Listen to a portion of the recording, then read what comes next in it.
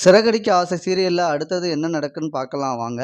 இங்க பார்த்தீங்கன்னா, நம்ம ரோகிணியோட அம்மா வந்து ரோகிணி வீட்டுக்கே வராங்க. வந்தோனே வீட்ல நம்ம முத்து, மீனா, ரவி, சுஜி, அண்ணாமலை, விஜயா எல்லாரும் உட்கார்ந்துருக்காங்க. "உள்ள வாங்கம்மா" அப்படின்னு அண்ணாமலை கூப்பிட்றாரு. கூப்பிட்டோனே, "வாங்கம்மா" அப்படின்னு முத்துவும் சொல்றாரு. இந்த சைடுல விஜயா மனசுல நினைக்கிறாங்க, "இவ எதுக்கு உள்ள வரா? இப்ப வந்து பேரன காணோம், அத காணோம்னு எதையாவது வந்து துட்டு பறிக்க வந்திருக்காளா?" அப்படின்னு நினைக்கிறாங்க விஜயா மனசுல. உடனே, "என்னாச்சும்மா? ஏன் இப்படி உட்காந்துருக்கீங்க கவலையோட?" அப்படின்னு அண்ணாமலை கேட்குறாரு. "இல்ல, என் மகா வெளிநாட்டில் இருக்காங்கன்னு சொன்னேன்ல, அவளுக்கு ஆக்சிடெண்ட் ஆகி இறந்துட்டா" அப்படின்னு பொய்ய சொல்கிறாங்க. இதை கேட்டோன்னே அண்ணாமலைக்கு ஷாக்காக இருக்குது. முத்து, மீனாவும் பார்த்துட்டு என்னாச்சு ஏதாச்சுன்னு அன்போட கேட்குறாங்க. இந்த சைடில் விஜயா அன்போட, "சரி, உங்களுக்கு ஒரே மகா இருந்தா வெளிநாட்டில், அவவும் இப்போ ஆக்சிடெண்ட் ஆகி இறந்துட்டா, அதை நினச்சி வருத்தப்படாதீங்க" அப்படின்னு அன்போட விஜயா வந்து பேசுகிற மாதிரி பேசுகிறாங்க. உடனே, "சரி, நீங்கள் எதுக்கு இங்கே வந்தீங்க? என்ன விஷயம் சொல்லுங்க" அப்படின்னு விஜயா கேட்குறாங்க.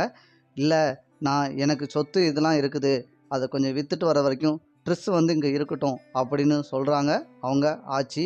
இதை கேட்ட விஜயாவுக்கு, "அதெல்லாம் முடியாது, நீங்களும் கையோட கூட்டு போங்க ட்ரெஸ்ஸை, இங்கே எதுக்கு இருக்கட்டும்" அப்படின்னு சொல்லவும் அண்ணாமலை கேட்குறாரு விஜயா பார்த்து, விஜயா, நீ என்ன பேசுகிற?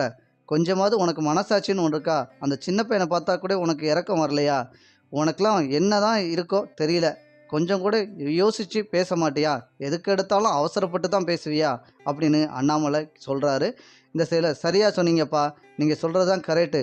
எதுனாலும் சரிப்பா. அம்மா வந்து கோவப்பட்டு தான் பேசுறாங்க.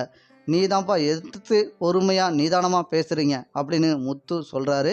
இந்த சைடுல உடனே, "அம்மா, நீங்க போறது எப்படி போவ, எப்போ வரப்போறீங்கன்னு யாரு கண்டா? அந்த பையன்லாம் இந்த வீட்ல இருக்கக்கூடாது" அப்படின்னு விஜயா சொல்றாங்க.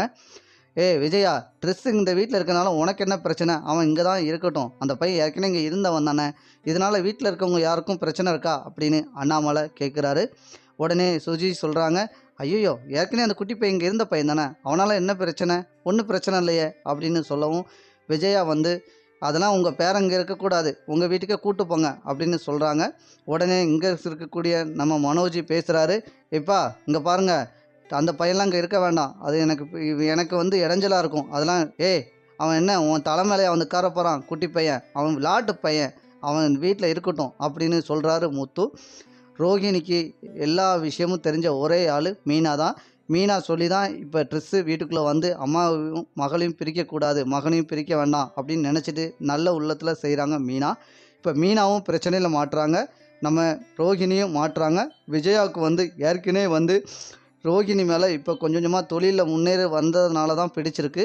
இவங்க இவ்வளோ பெரிய தப்பை செய்கிறேன்னு தெரிஞ்சிச்சுன்னா அவ்வளோதான், ரோகிணி இந்த வீட்டுக்குள்ளே இருக்கவே முடியாது.